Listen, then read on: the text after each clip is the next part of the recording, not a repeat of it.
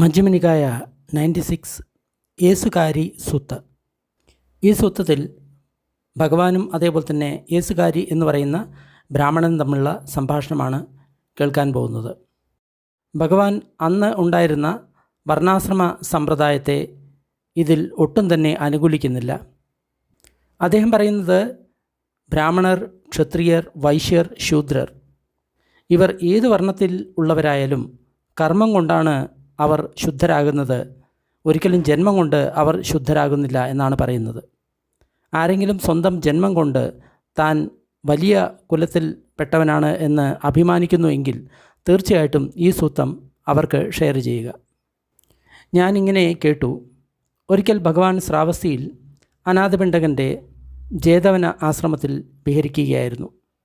ആ സമയത്ത് യേശുകാരി എന്ന ബ്രാഹ്മൺ ഭഗവാന്റെ അടുത്ത് പോയി അദ്ദേഹത്തെ വന്ദിച്ചു. എന്നിട്ട് കുശലപ്രശ്നങ്ങൾ അന്വേഷിച്ചു.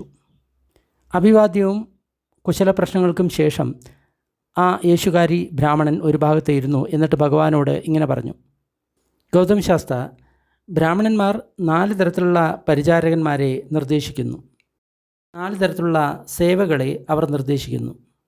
ബ്രാഹ്മണനും ക്ഷത്രിയനും വൈശ്യനും ശൂദ്രനും ഉള്ള സേവകന്മാരെ അവർ നിർദ്ദേശിക്കുന്നു. അവർ ഒരു ബ്രാഹ്മണന് ഈ പ്രകാരത്തിലുള്ള സേവകന്മാരെയാണ് ഉദ്ദേശിക്കുന്നത്. ഒരു ബ്രാഹ്മണനെ മറ്റൊരു ബ്രാഹ്മണൻ, ക്ഷത്രിയൻ, വൈശ്യൻ, ശൂദ്രൻ ഇവരെല്ലാവരും സേവിക്കാവുന്നതാണ്, പരിചരിക്കാവുന്നതാണ്. ക്ഷത്രിയന് അവർ ഇത്തരത്തിലുള്ള സേവനമാണ് പറയുന്നത്. ഒരു ക്ഷത്രിയനെ മറ്റൊരു ക്ഷത്രിയൻ, വൈശ്യൻ, ശൂദ്രൻ ഇവർക്ക് എല്ലാവർക്കും പരിചരിക്കാവുന്നതാണ്.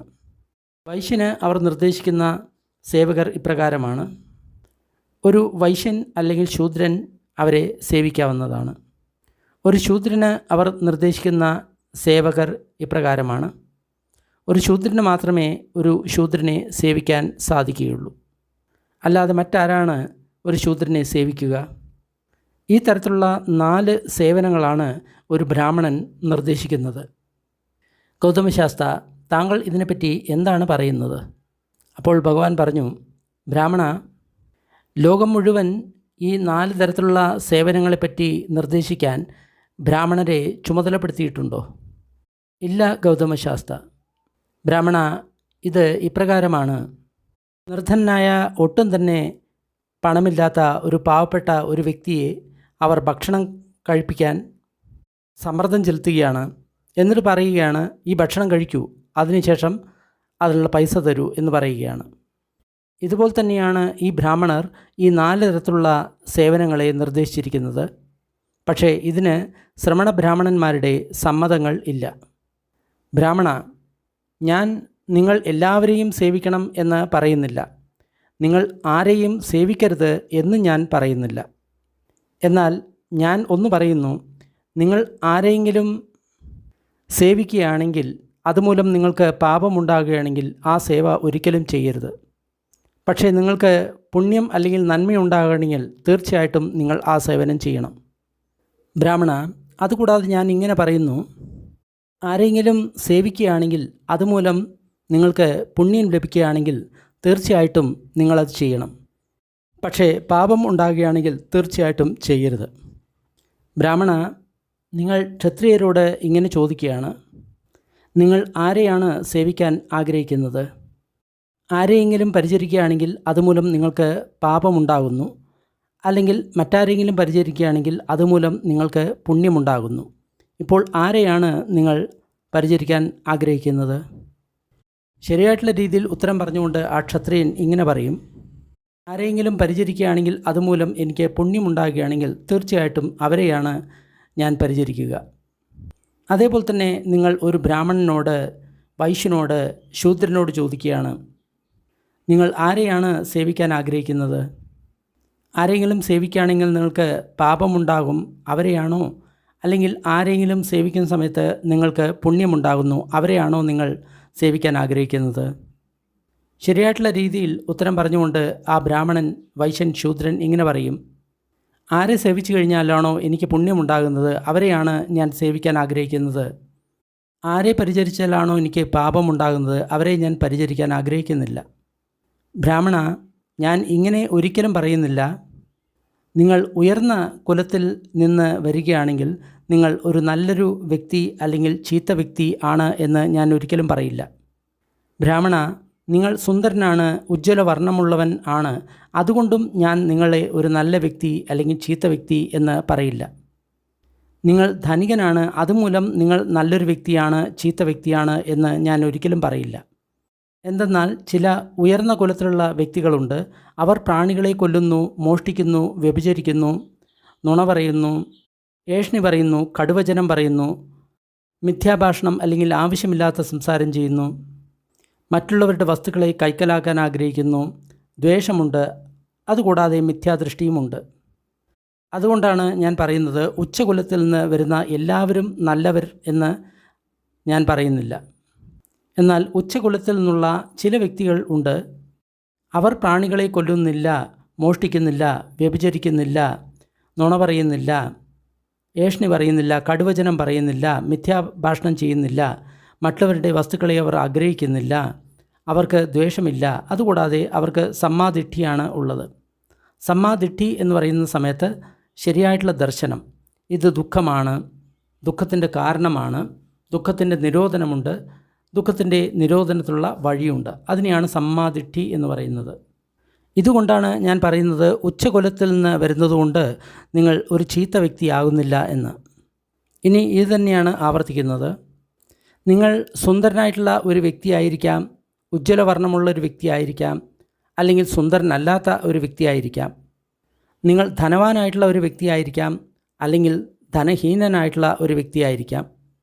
സുന്ദരനോ ധനവാനോ ആയിട്ടുള്ള ഒരു വ്യക്തി, അത്തരം ചില വ്യക്തികളും പ്രാണികളെ കൊല്ലുന്നവരാണ്, മോഷ്ടിക്കുന്നവരാണ്, വ്യഭിചരിക്കുന്നവരാണ്, നുണ പറയുന്നവരാണ്, ഏഷണി പറയുന്നവരാണ്, കടുവചനം പറയുന്നവരാണ്, മിഥ്യാഭാഷണം പറയുന്നവരാണ്, മറ്റുള്ളവരുടെ വസ്തുക്കളെ കൈക്കലാക്കാൻ ആഗ്രഹിക്കുന്നവരാണ്, ദ്വേഷമുള്ളവരാണ്, മിഥ്യാദൃഷ്ടിയുള്ളവരാണ്. അതുകൊണ്ട് ഒരു വ്യക്തി സുന്ദരനായാലും അതേപോലെ തന്നെ ധനികനായാലും അത് ആ വ്യക്തിയെ നന്മയുള്ളൊരു വ്യക്തിയായിട്ട് മാറ്റുന്നില്ല. എന്നാൽ മറ്റു ചില വ്യക്തികൾ, അവർ സുന്ദർ ആയിരിക്കാം, അതേപോലെ തന്നെ ധനവാന്മാരും ആയിരിക്കാം, പക്ഷേ അവർ കൊല്ലുന്നില്ല, മോഷ്ടിക്കുന്നില്ല, വ്യഭിചരിക്കുന്നില്ല, നുണ പറയുന്നില്ല, ഏഷണി പറയുന്നില്ല, കടുവചനം പറയുന്നില്ല, മിഥ്യാസംഭാഷണം ചെയ്യുന്നില്ല, മറ്റുള്ളവരുടെ വസ്തുക്കളെ ആഗ്രഹിക്കുന്നില്ല, ദ്വേഷമുള്ളവരല്ല, അതേപോലെ തന്നെ സമ്മാദിഷ്ഠി ഉള്ളവരാണ്. അതുകൊണ്ട് സൗന്ദര്യമുള്ളവരും ധനവാരും എല്ലാവരും പാപം ചെയ്യുന്നവരാണ് എന്ന് ഞാൻ പറയുന്നില്ല. അതുകൊണ്ടാണ് ഞാൻ പറയുന്നത്, നിങ്ങൾ ഉയർന്ന കുലത്തിലായാലും സൗന്ദര്യമുള്ളവരായിരുന്നാലും ധനമുള്ളവൻ ആയിരുന്നാലും അതുകൊണ്ടൊന്നും നിങ്ങൾ പുണ്യവാന്മാരോ പാപമുള്ളവരോ ആയിട്ട് തീരുന്നില്ല. അതായത് നമ്മുടെ കർമ്മമാണ് നമ്മുടെ പുണ്യത്തിനും പാപത്തിനും കാരണം എന്നാണ് ഭഗവാൻ ഇവിടെ പറയുന്നത്. ബ്രാഹ്മണ, നിങ്ങൾ എല്ലാവരെയും സേവ ചെയ്യണം എന്ന് ഞാൻ ഒരിക്കലും പറയുന്നില്ല. അതുകൂടാതെ നിങ്ങൾ ആരെയും സേവ ചെയ്യരുത് എന്നും ഞാൻ പറയുന്നില്ല. പക്ഷേ ഞാൻ ഒന്ന് പറയുന്നു, നിങ്ങൾ ഒരു വ്യക്തിയെ പരിചരിക്കണം. ആ വ്യക്തിയെ പരിചരിക്കുകയാണെങ്കിൽ നിങ്ങളുടെ ശ്രദ്ധ, ശീലം, അറിവ്, ദാനം, പ്രജ്ഞ ഇവ വർദ്ധിക്കുകയാണെങ്കിൽ തീർച്ചയായിട്ടും നിങ്ങൾ ആ വ്യക്തിയെ സേവിക്കണം.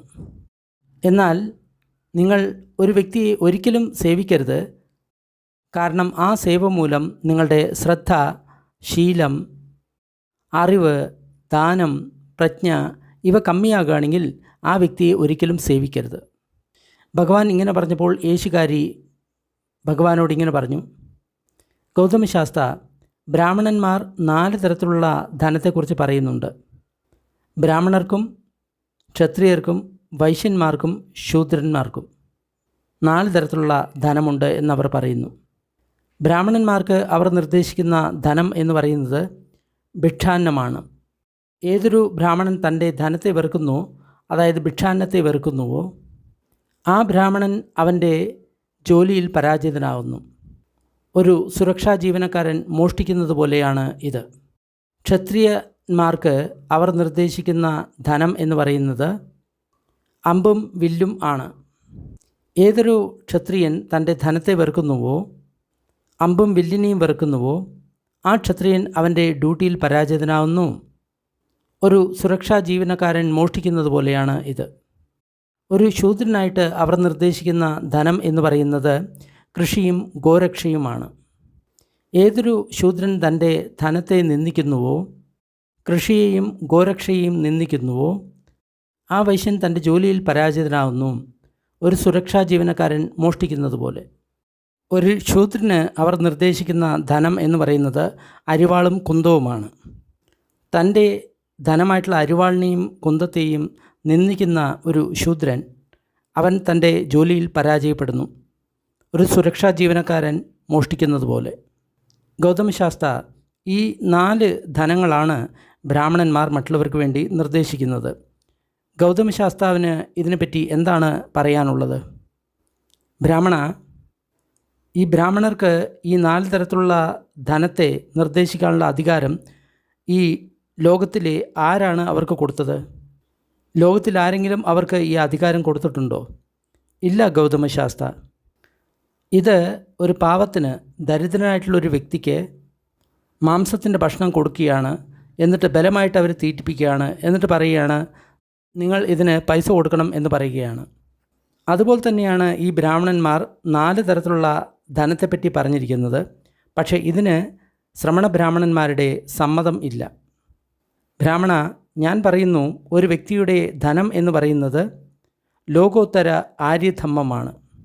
ലോകോത്തരമായിട്ടുള്ള ആര്യധർമ്മം എന്ന് പറയുമ്പോൾ അതിനെ നിർവ്വാണം എന്ന് വേണമെങ്കിൽ വിളിക്കാം. അതാണ് നമ്മുടെ ഏറ്റവും വലിയ ധനം എന്നാണ് ഭഗവാൻ പറയുന്നത്. കാരണം ബാക്കിയുള്ള ധനങ്ങളെല്ലാം നശിക്കുന്നതാണ്, എന്നാൽ ഈ ധനം നാശമില്ലാത്തതാണ്. എന്തെന്നാൽ അവർ ഏതു കുലത്തിൽ ജനിച്ചോ, അച്ഛനമ്മമാരുടെ പൂർവജന്മാരെ നോക്കിയാണ് അവർ തങ്ങളുടെ ജാതി നിർണ്ണയിക്കുന്നത്. അവർ ക്ഷത്രിയന്മാരുടെ ഒരു കുലത്തിലാണ് പിറന്നതെങ്കിൽ അവർ തങ്ങളെ ക്ഷത്രിയർ എന്ന് കരുതുന്നു. അവർ ബ്രാഹ്മണന്മാരുടെ കുലത്തിലാണ് ജനിച്ചതെങ്കിൽ അവർ ബ്രാഹ്മണൻ എന്ന് കരുതുന്നു. അവർ വൈശ്യന്മാരുടെ കുലത്തിലാണ് ജനിച്ചതെങ്കിൽ അവർ തങ്ങളെ ഒരു വൈശ്യൻ എന്ന് കരുതുന്നു. അവർ ശൂദ്രന്മാരുടെ കുലത്തിലാണ് ജനിച്ചതെങ്കിൽ അവർ തങ്ങളെ ഒരു ശൂദ്രൻ എന്ന് കരുതുന്നു. ഇത് അഗ്നിയെപ്പോലെയാണ്. അഗ്നി ഏതിനെ ആശ്രയിച്ച് കത്തുന്നുവോ അതിൻ്റെ പേരാണ് ആ അഗ്നിക്ക് കൊടുക്കുന്നത്. വിറകിനെ ആശ്രയിച്ച് ഉണ്ടാകുന്ന അഗ്നിയെ വിറകിൻ്റെ അഗ്നി എന്ന് നമ്മൾ വിളിക്കുന്നു. ചുള്ളിക്കമ്പുകളെ ആശ്രയിച്ചിട്ട് ഉണ്ടാകുന്ന അഗ്നിയെ ചുള്ളിക്കമ്പ് കൊണ്ടുള്ള തീ എന്ന് നമ്മൾ വിളിക്കുന്നു. പുല്ലുകൊണ്ട് കത്തുന്ന തീയിനെ നമ്മൾ പുല്ലിൻ്റെ തീ എന്ന് പറയുന്നു. അതേപോലെ തന്നെ ചാണകത്തെ ആശ്രയിച്ചിട്ട് ഉണ്ടാകുന്ന തീയെ നമ്മൾ ചാണകത്തിൻ്റെ തീ എന്ന് പറയുന്നു. ബ്രാഹ്മണ, അതുപോലെ തന്നെയാണ് ഞാൻ പറയുന്നത്, ഒരു വ്യക്തിയുടെ ശരിയായിട്ടുള്ള ധനം എന്ന് പറയുന്നത് ആര്യ ലോകോത്തര ധർമ്മം തന്നെയാണ്. എന്നാൽ അവർ ജനിക്കുമ്പോൾ എല്ലാം തന്നെ അവർ തൻ്റെ അച്ഛനമ്മമാരുടെ കുലത്തെ ആശ്രയിച്ചാണ് തങ്ങളെ തിരിച്ചറിയുന്നത്. ബ്രാഹ്മണ, ക്ഷത്രിയ, വൈശ്യ, ശൂദ്ര കുലത്തിലാണ് അവർ ജനിച്ചതെങ്കിൽ തങ്ങളെ ബ്രാഹ്മണന്മാർ എന്നും ക്ഷത്രിയരെന്നും വൈശ്യന്മാരെന്നും ശൂദ്രന്മാരെന്നും അവർ വിളിക്കുന്നു. ബ്രാഹ്മണ, ഉദാഹരണമായിട്ട് ഒരു ക്ഷത്രിയൻ അവൻ്റെ ഗ്രഹം ഉപേക്ഷിച്ച് ഗ്രഹത്യാഗിയായിട്ട് സന്യാസിയായിട്ട് തീരുന്നു. തഥാഗതൻ പറയുന്ന ധമ്മ വിനയത്തിൽ അവൻ അഭ്യസിക്കാൻ തുടങ്ങുന്നു. അവർ പ്രാണികളെ കൊല്ലുന്നില്ല, മോഷ്ടിക്കുന്നില്ല, വ്യഭിചരിക്കുന്നില്ല, നുണ പറയുന്നില്ല, ഏഷ്ണി പറയുന്നില്ല, കടുവചനം പറയുന്നില്ല, മിഥ്യാഭാഷണം ചെയ്യുന്നില്ല, മറ്റുള്ളവരുടെ ധനത്തെ അവൻ ആഗ്രഹിക്കുന്നില്ല, മനസ്സിൽ ദ്വേഷമില്ല. അതുകൂടാതെ അവർക്ക് സമ്മാദിഷ്ഠിയാണ് ഉള്ളത്. അവർ ആ കുശലധർമ്മത്തിൽ തീർച്ചയായിട്ടും പ്രാവീണ്യം നേടുന്നു. അതേപോലെ തന്നെ മറ്റേതെങ്കിലും വ്യക്തി ഒരു ബ്രാഹ്മണകുലത്തിൽ അല്ലെങ്കിൽ വൈശ്യകുലത്തിൽ അല്ലെങ്കിൽ ശൂദ്രകുലത്തിൽ ജനിക്കുന്നു. എന്നാൽ അവർ ഗൃഹസ്ഥ ജീവിതം ഉപേക്ഷിച്ച് സന്യാസിയായിട്ട് തീരുന്നു. തഥാഗതൻ പറഞ്ഞിട്ടുള്ള ധർമ്മവിനയം അവർ അഭ്യസിക്കുന്നു. അവർ പ്രാണികളെ കൊല്ലുന്നില്ല, മോഷ്ടിക്കുന്നില്ല, വ്യഭിചരിക്കുന്നില്ല, നുണ പറയുന്നില്ല, ഏഷ്ണി പറയുന്നില്ല, കടുവചനം പറയുന്നില്ല, മിഥ്യാഭാഷണം ചെയ്യുന്നില്ല, മറ്റുള്ളവരുടെ സ്വത്തിനെ ആഗ്രഹിക്കുന്നില്ല, ദ്വേഷമില്ല. അതുകൂടാതെ അവർക്ക് സമ്മാദിഷ്ഠിയുണ്ട്. അങ്ങനെയാണെങ്കിൽ അവർ ഈ ധർമ്മവിനയത്തിൽ പ്രാവീണ്യം നേടുന്നു, കുശലധർമ്മത്തിൽ പ്രാവീണ്യം നേടുന്നു. ബ്രാഹ്മണ, നിങ്ങൾ എന്താണ് കരുതുന്നത്? ബ്രാഹ്മണന് മാത്രമേ ദ്വേഷമില്ലാത്ത, വൈരമില്ലാത്ത മൈത്രി ചിത്തത്തെ ഉണ്ടാക്കാൻ സാധിക്കുകയുള്ളൂ? അത് ക്ഷത്രിയനോ വൈശ്യനോ ശൂദ്രനോ സാധിക്കില്ലേ? ഇവിടെ ഭഗവാൻ പറയുന്ന മൈത്രി ചിത്തം എന്ന് പറയുന്നത് മൈത്രി സാധന അല്ലെങ്കിൽ ലോവിങ് കൈൻഡ്നസിൻ്റെ സാധനയെ പറ്റിയിട്ടാണ് ഇവിടെ പറയുന്നത്. ഇല്ല ഗൗതമശാസ്ത്ര. ക്ഷത്രിയനായാലും ബ്രാഹ്മണനായാലും വൈശ്യനായാലും ശൂദ്രനായാലും തീർച്ചയായിട്ടും അവർക്കെല്ലാം ഈ മൈത്രി ചിത്തത്തെ അഭ്യസിക്കാൻ സാധിക്കും. അതായത് ലോവിങ് കെന്നസ് മെഡിറ്റേഷൻ, മെത്ത ഭാവന, ഇതിനെ അവർക്കെല്ലാം തന്നെ അഭ്യസിക്കാൻ സാധിക്കും. ഗൗതമശാസ്ത്ര, ബ്രാഹ്മണനായാലും ക്ഷത്രിയനായാലും വൈശ്യനായാലും ശൂദ്രനായാലും അവർക്കെല്ലാം തന്നെ ഈ മൈത്രി ചിത്തത്തെ ഭാവന ചെയ്യാൻ സാധിക്കും. അതുപോലെ തന്നെയാണ് ബ്രാഹ്മണ, ഏതെങ്കിലും ഒരു വ്യക്തി ക്ഷത്രിയ കുലത്തിൽ നിന്നായാലും ബ്രാഹ്മണ കുലത്തിൽ നിന്നായാലും വൈശ്യകുലത്തിൽ നിന്നായാലും ശൂദ്രകുലത്തിൽ നിന്ന് ആയാലും ആ വ്യക്തി ഗൃഹസ്ഥ ജീവിതം ഉപേക്ഷിച്ച് സന്യാസിയായിട്ട് തീരുന്നു. എന്നിട്ട് തഥാഗതൻ പറഞ്ഞിട്ടുള്ള ധർമ്മവിനയത്തിൽ വന്നതിന് ശേഷം പ്രാണികളെ കൊല്ലുന്നത് ഉപേക്ഷിക്കുന്നു, മോഷണം വ്യഭിചാരം ഉപേക്ഷിക്കുന്നു, നുണ പറയുന്നില്ല, ഏഷണി പറയുന്നില്ല, കടുവചനം പറയുന്നില്ല, വ്യർത്ഥ ഭാഷണം ചെയ്യുന്നില്ല, മറ്റുള്ളവരുടെ വസ്തുക്കളെ ആഗ്രഹിക്കുന്നില്ല, മനസ്സിൽ ദ്വേഷം ഉണ്ടാകുന്നില്ല, സമ്മാദിഷ്ഠിയാണ് ഉള്ളത്. ആ വ്യക്തി തീർച്ചയായിട്ടും ഈ ധർമ്മത്തിൽ കുശലനായിട്ട് തീരുന്നു, അല്ലെങ്കിൽ പ്രാവീണ്യം നേടുന്നു. ബ്രാഹ്മണ, താങ്കൾ എന്താണ് കരുതുന്നത്? ബ്രാഹ്മണന് മാത്രമേ കുറച്ച് സ്നാനചൂർണം എടുത്ത് നദിയിൽ പോയി തൻ്റെ ശരീരത്തിലുള്ള അഴുക്കിനെയും പൊടിയെയും കഴുകിക്കളയാൻ സാധിക്കുകയുള്ളൂ? ഒരു ക്ഷത്രിയനോ വൈശ്യനോ ശൂദ്രനോ അത് സാധിക്കില്ലേ? ഇല്ല ഗൗതമശാസ്ത്ര. ഒരു വ്യക്തി ക്ഷത്രിയനായാലും ബ്രാഹ്മണനായാലും വൈശ്യനായാലും ശൂദ്രനായാലും സ്നാനചൂർണം എടുത്ത് നദിയിൽ പോവുകയാണെങ്കിൽ തൻ്റെ ശരീരത്തിലുള്ള അഴുക്കിനെയും പൊടിയെയും ആ വ്യക്തിക്ക് കഴുകിക്കളയാൻ സാധിക്കും. പണ്ട് സോപ്പ് ഉപയോഗിച്ചിരുന്നില്ല, അതുകൊണ്ടാണ് സ്നാനചൂർണത്തിൻ്റെ കാര്യം പറയുന്നത്, ബാത്തിങ് പൗഡർ. ഗൗതമശാസ്ത്ര, 4 വർണ്ണങ്ങൾക്കും ഇതേപോലെ തന്നെ അവരുടെ ശരീരത്തിലെ അഴുക്കിനെ ആ സ്നാനചൂർണത്താൽ കളയാൻ സാധിക്കും. അതുപോലെ തന്നെയാണ് ബ്രാഹ്മണ. ഉദാഹരണമായിട്ട് ഏതെങ്കിലും വ്യക്തി ക്ഷത്രിയ കുലത്തിൽ നിന്നുള്ള വ്യക്തിയാണ്, ബ്രാഹ്മണ കുലത്തിൽ നിന്നാണ്, വൈശ്യകുലത്തിൽ നിന്നാണ്, അല്ലെങ്കിൽ ശൂദ്രകുലത്തിൽ നിന്നാണ്.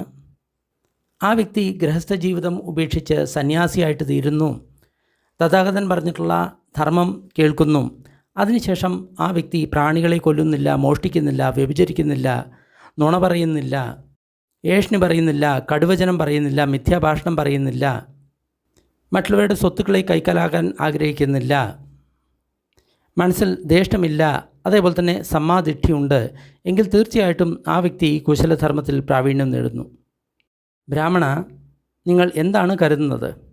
ഉദാഹരണമായിട്ട് ഒരു ക്ഷത്രിയ രാജാവ് പലതരത്തിലുള്ള ജാതിയിൽപ്പെട്ട 100 കണക്കിന് ആൾക്കാരെ ഒരുമിച്ച് കൂട്ടുന്നു. എന്നിട്ട് അവരോടിങ്ങനെ പറയുന്നു, പ്രിയപ്പെട്ട മാന്യന്മാരെ, ഇവിടെ ക്ഷത്രിയ കുടുംബത്തിൽ ജനിച്ചിട്ടുള്ള ആരെങ്കിലും, അല്ലെങ്കിൽ ബ്രാഹ്മണൻ കുടുംബത്തിൽ ജനിച്ചിട്ടുള്ള ആരെങ്കിലും, അല്ലെങ്കിൽ നേതാവിൻ്റെ കുടുംബത്തിൽ ജനിച്ചിട്ടുള്ള ആരെങ്കിലും തേക്ക് കൊണ്ടോ സാലവൃക്ഷം കൊണ്ടോ അല്ലെങ്കിൽ ചന്ദനമരം കൊണ്ടോ അല്ലെങ്കിൽ ചെറിയുടെ മരം കൊണ്ടോ ഉള്ള അരണിയെടുത്ത് അത് കടഞ്ഞ് തീയുണ്ടാക്കുക, ചൂടുണ്ടാക്കുക. അതുപോലെ തന്നെ നിങ്ങൾ ഏതെങ്കിലും വ്യക്തി ശ്മശാനത്തിൽ ജോലി ചെയ്യുന്നവരാണ്, നായാട്ടുകാരാണ്, കൊള്ളക്കാരാണ്, രഥമുണ്ടാക്കുന്ന പണിക്കാരാണ്, അതേപോലെ തന്നെ അഴുക്കുകൾ നീക്കം ചെയ്യുന്ന ജോലിക്കാരനാണ്. നിങ്ങൾ പട്ടിക്ക് വെള്ളം കൊടുക്കുന്ന മരത്തിൽ നിന്ന്, അല്ലെങ്കിൽ പന്നിക്ക് വെള്ളം കൊടുക്കുന്ന മരത്തിൽ നിന്ന്, അല്ലെങ്കിൽ വേസ്റ്റ് ഇടുന്ന മരത്തിൽ നിന്ന്, ആവണക്കിൻ്റെ മരത്തിൽ നിന്ന് നിങ്ങൾ ഒരു തീ ഉണ്ടാക്കുക, എന്നിട്ട് ചൂടുണ്ടാക്കുക. ബ്രാഹ്മണ, നിങ്ങൾ എന്താണ് കരുതുന്നത്? ഉയർന്ന കുലത്തിൽപ്പെട്ട വ്യക്തികൾ അവർ വളരെ മൂല്യമുള്ള തടിയിൽ നിന്ന് ഉണ്ടാക്കുന്ന തീയിനു മാത്രമേ ജ്വാല, വർണ്ണം, പ്രകാശം ഇവ ഉണ്ടാകുകയുള്ളൂ, അതുമാത്രമേ തീയ്ക്ക് വേണ്ടി ഉപയോഗിക്കാൻ സാധിക്കുകയുള്ളൂ. എന്നാൽ താഴെ തട്ടിൽ പിറന്ന വ്യക്തികൾ ഗുണമില്ലാത്ത തടിയിൽ നിന്ന് ഉണ്ടാക്കുന്ന തീയ്ക്ക് അതിന് ജ്വാല, വർണ്ണം, നിറം, ചൂട് ഇവ ഉണ്ടാകുമോ? അതുകൊണ്ട് നമുക്ക് തീയുടെ ആവശ്യം നിറവേറ്റാൻ സാധിക്കുമോ? ഇല്ല ഗൗതമശാസ്ത്ര. ഉയർന്ന ജാതിയിൽപ്പെട്ട ആൾക്കാർ ഉണ്ടാക്കുന്ന തീയ്ക്കും അതേപോലെ തന്നെ താഴ്ന്ന ജാതിയിലുള്ള ആൾക്കാർ ഉണ്ടാക്കുന്ന തീയ്ക്കും രണ്ടിനും ഒരേ ജ്വാലയാണ്, ഒരേ കളറാണ്, ഒരേ പ്രകാശമാണ്. അതിനൊണ്ടുകൊണ്ടും നമ്മൾക്ക് തീയുടെ ആവശ്യം നിറവേറ്റാവുന്നതാണ്. അതേപോലെ തന്നെ താഴേക്കിടയുള്ള വ്യക്തികളായാലും അവർ വിലയില്ലാത്ത തടിയിൽ നിന്ന് ഉണ്ടാക്കിയ തീയായാലും അതിനും ജ്വാലയുണ്ട്, വർണ്ണമുണ്ട്, പ്രകാശമുണ്ട്. അഗ്നിയുടെ എല്ലാ ഉപയോഗങ്ങളും അതിൽ നിന്നും ചെയ്യാവുന്നതാണ്. ഇവിടെ പറയുന്ന കാര്യം, പണ്ട് തീപ്പെട്ടിയില്ലായിരുന്നു. അപ്പോൾ ഉണങ്ങിയ തടിക്കഷ്ണങ്ങളിൽ നിന്നാണ് അവർ തീ ഉണ്ടാക്കിയിട്ടുള്ളത്. ഇന്നും പല യജ്ഞത്തിലും യാഗത്തിലും ബ്രാഹ്മണന്മാർ അരണി കടഞ്ഞ് തീ ഉണ്ടാക്കുന്നത് കാണാവുന്നതാണ്. ഗൗതമശാസ്ത്ര എല്ലാ തീയ്ക്കും ജ്വാലയുണ്ട്, പ്രകാശമുണ്ട്, വർണ്ണമുണ്ട്. എല്ലാ തീയിനെയും നമ്മൾക്ക് തീയുടെ ഉപയോഗങ്ങൾ അതുകൊണ്ട് ചെയ്യാവുന്നതാണ്. അതുപോലെ തന്നെയാണ് ബ്രാഹ്മണ. ഏതെങ്കിലും ഒരു വ്യക്തി ബ്രാഹ്മണ കുടുംബത്തിൽ ജനിച്ചിരിക്കുകയാണ്, ക്ഷത്രിയ കുടുംബത്തിൽ ജനിച്ചിരിക്കുകയാണ്, വൈശ്യ കുടുംബത്തിൽ ജനിച്ചിരിക്കുകയാണ്, ശൂദ്ര കുടുംബത്തിൽ ജനിച്ചിരിക്കുകയാണ്. അവിടെ ആ വ്യക്തി ഗൃഹസ്ഥ ജീവിതം ഉപേക്ഷിച്ച് സന്യാസിയായിട്ട് മാറുന്നു. തഥാഗതൻ പറഞ്ഞിട്ടുള്ള ധർമ്മവിനയം സ്വന്തമാക്കുന്നു. ആ വ്യക്തി പ്രാണികളെ കൊല്ലുന്നില്ല, മോഷ്ടിക്കുന്നില്ല, വ്യഭിചരിക്കുന്നില്ല, നുണ പറയുന്നില്ല, കടുവചനം പറയുന്നില്ല, ഏഷണി പറയുന്നില്ല, മിഥ്യാഭാഷണം ചെയ്യുന്നില്ല, മറ്റുള്ളവരുടെ സ്വത്തിനു വേണ്ടി ആഗ്രഹിക്കുന്നില്ല, മനസ്സിൽ ദ്വേഷമില്ല. അവർക്ക് സമ്മാദിഠിയാണ് ഉള്ളത്. അവർ ഈ ധമ്മ വിനയത്തിൽ കുശലന്മാരായിട്ട് തീരുന്നു. അദ്ദേഹം ഇങ്ങനെ പറഞ്ഞപ്പോൾ ഏശുകാരി ബ്രാഹ്മണൻ അദ്ദേഹത്തോട് പറഞ്ഞു, അഭികന്തംബോ ഗൗതമ, അഭികന്തംബോ ഗൗതമ. വളരെ നന്നായി ഗൗതം ശാസ്ത്ര, വളരെ നന്നായി. മറഞ്ഞു കിടക്കുന്നതിനെ നിവർത്തി വച്ചിരിക്കുന്നത് പോലെ, മറഞ്ഞു കിടക്കുന്നതിനെ പ്രകടമാക്കുന്നത് പോലെ, വഴിതെറ്റിയവന് വഴി കാണിച്ചു കൊടുക്കുന്നത് പോലെ, അന്ധകാരത്തിൽ ദീപം തെളിയിക്കുന്നത് പോലെ, അതുമൂലം അവിടെയുള്ള ആ വ്യക്തിക്ക് വളരെ വ്യക്തമായിട്ട് കാണാൻ സാധിക്കുന്നതാണ്. ഇതുപോലെ ഭഗവാൻ ഒരുപാട് പര്യായത്തിനാൽ ധർമ്മത്തെ വളരെ വ്യക്തമായിട്ട് പറഞ്ഞു തന്നു. ഇന്നു മുതൽ ഗൗതമശാസ്ത്ര എന്നെ താങ്കളുടെ ഒരു ഉപാസകനായിട്ട് ഓർമ്മിക്കണം. എൻ്റെ ശരീരത്തിൽ പ്രാണൻ ഉള്ള സമയം വരെ ഞാൻ താങ്കളുടെ ഉപാസകനായിട്ട് തുടരുന്നതാണ്. പ്രാണനുള്ളതുവരെ താങ്കളിൽ ഞാൻ ശരണം തേടുന്നു. യേസുകാരി സൂത്തം നിഠിതം. ഈ സൂത്രത്തിൽ ഭഗവാൻ വളരെ വ്യക്തമായിട്ട് പറയുന്നുണ്ട്, ഒരു വ്യക്തിയും ജന്മം കൊണ്ട് ബ്രാഹ്മണരോ ക്ഷത്രിയരോ വൈശ്യരോ ശൂദ്രനോ ആയിട്ട് തീരുന്നില്ല, നല്ലവരോ ചീത്തയായവരോ ആയിത്തീരുന്നില്ല. കർമ്മം കൊണ്ടാണ് ഒരു വ്യക്തി നല്ലവരോ ചീത്തയോ ആയിട്ട് തീരുന്നത് എന്നാണ് പറയുന്നത്. അല്പസമയത്തേക്ക് നമ്മൾക്ക് പുണ്യവിതരണത്തിൻ്റെ അഭ്യാസം ചെയ്യാം. ദുഃഖം അനുഭവിക്കുന്ന സർവ്വപ്രാണികളും ദുഃഖത്തിൽ നിന്ന് വിമുക്തരാകട്ടെ. ഭയം അനുഭവിക്കുന്ന സർവ്വപ്രാണികളും ഭയത്തിൽ നിന്ന് വിമുക്തരാകട്ടെ. ശോകം അനുഭവിക്കുന്ന സർവ്വപ്രാണികളും ശോകത്തിൽ നിന്ന് വിമുക്തരാകട്ടെ. എല്ലാ പ്രാണികൾക്കും മുക്തി ലഭിക്കട്ടെ. നമ്മൾ നേടിയ ഈ പുണ്യത്തിൽ സർവ്വജീവികളും പങ്കാളികളാകട്ടെ. അതുമൂലം സർവ്വപ്രാണികൾക്കും സുഖവും സന്തോഷവും ഉണ്ടാകട്ടെ. ഭൂമിയിലും ആകാശത്തിലും ഉള്ള സർവ്വപ്രാണികളും അധോലോകത്തെയും മനുഷ്യലോകത്തെയും ദേവലോകത്തെയും രൂപ അരൂപ ബ്രഹ്മലോകത്തിലെയും സർവ്വപ്രാണികളും നമ്മളുടെ ഈ പുണ്യത്തിൽ പങ്കാളികളാകട്ടെ. അതിശക്തരായിട്ടുള്ള ദേവന്മാരും ബ്രഹ്മന്മാരും ബുദ്ധശാസനത്തെ സംരക്ഷിക്കട്ടെ.